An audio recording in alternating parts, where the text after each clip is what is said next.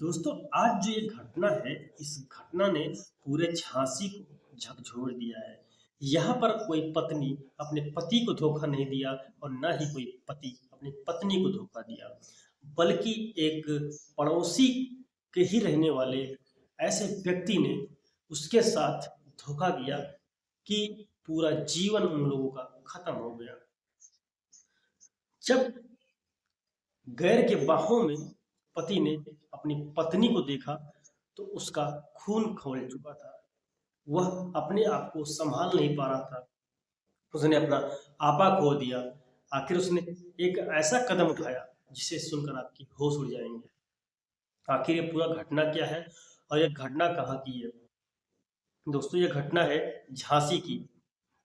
झांसी के रहने वाला एक परिवार है जो कि बहुत ज़्यादा खुश था, हंसता खेलता परिवार। और घर में 4 सदस्य थे, 2 बच्चे। सबसे बड़ा बच्चा था 8 साल का और छोटा बच्चा 5 साल का। और पति पत्नी अपना जीवन व्यतीत कर रहे थे। पति कचहरी में किसी दुकान पर काम किया करता था और वह अक्सर सुबह जाता था और शाम को वापस आता था। पत्नी घर पर इंतजार करती कि अब मेरे पति आएंगे, और जो है वो उसका इंतजार के करते करते उसका पूरा दिन बीत जाता। और इसी तरह से उनका पूरा परिवार चल रहा था। लेकिन एक दिन उनके जो है निजी जीवन में एक व्यक्ति का जो है प्रवेश होता है, जिसका नाम होता है फैजान खान। फैजान खान उसकी पत्नी को काफी दिनों से परेशान कर रहा था, उसका पीछा करता, उसे गंदे गंदे शब्द बोलता। लेकिन बताया जाता है कि वह उससे पहले भी उससे कई बार नाजायज संबंध बना चुका था, जबरदस्ती। और अब वह उसका फायदा उठा रहा था, क्योंकि जो पत्नी थी वह बहुत सीधी थी। और वह सोचती थी कि अगर मैं अपने पति को इस चीज के बारे में बताऊंगी तो परेशान होंगे और उन्हें टेंशन होगी, और जिससे कि घर में कलेश भी हो सकता है। तो ये मामला जितना जो है दब जाए उतना ही सही रहेगा। पत्नी ने इस मामले को दबाना चाहा, लेकिन नहीं, फैजान खान ने तो हद पार कर रखी थी। एक दिन मौका देखकर फैजान खान उसके घर में घुस जाता है।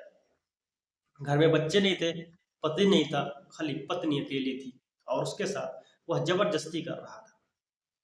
लेकिन उतनी ही देर में पति कचहरी से वापस आता है और जब दरवाजा खोलता है देखता है कि फैजान खान उसकी पत्नी के साथ जबरदस्ती कर रहा था।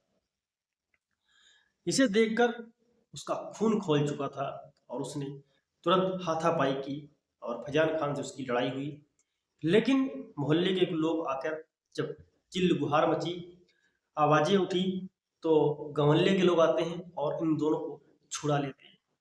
उसके बाद जो है पति रुकता नहीं, वह सीधा पुलिस थाने जाता है अपनी पत्नी को लेकर और वहां पर मुकदमा दर्ज करवाता है। लेकिन वहां की जो पुलिस होती है, वह पुलिस सिर्फ मारपीट और 354 की धारा ही उसके खिलाफ उसके ऊपर एफआईआर दर्ज करती है, नॉर्मल सा, ताकि इसमें फैजान खान को बहुत जल्दी बेल मिल चुके। और वैसा ही हुआ, उसको बेल मिल भी गई।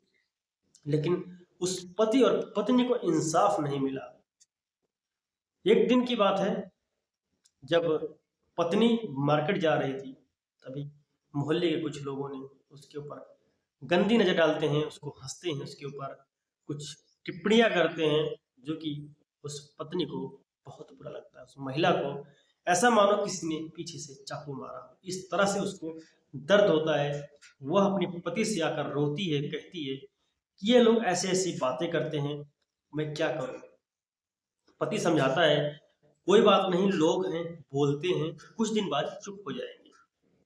लेकिन मोहल्ले के लोग चुप होने का नाम नहीं ले रहे थे। उस महिला को इतना जलील कर रहे थे कि वो महिला बहुत परेशान हो चुकी थी। एक दिन की बात है, पति अपना रोज की तरह कचहरी में काम करने चला जाता है। पत्नी इधर इतना परेशान हो चुकी थी, लोगों से इतना परेशान हो चुकी थी कि उसने कथित तौर पर अपना फांसी लगाकर आत्महत्या कर लेती है। जिससे कचहरी में जब फोन जाता है तो कि तुम्हारी पत्नी का ऐसे ऐसे ये हुआ है, पति रोते हुए बिलखते हुए अपनी पत्नी के पास आता है, उसे गले लगाता है और वह बहुत रोता है। वह माफी मांगता है अपनी पत्नी से कि मुझे माफ कर दो कि मैं तुम्हें बचा नहीं पाया इन दरिंदों से, लेकिन तुम्हें इंसाफ जीते जी नहीं दिला सका, लेकिन अब मैं तुम्हें इंसाफ जरूर दिलाऊंगा। इस कैदी को, जो ये मुजरिम है, इसे मैं सजा जरूर दिलाऊंगा।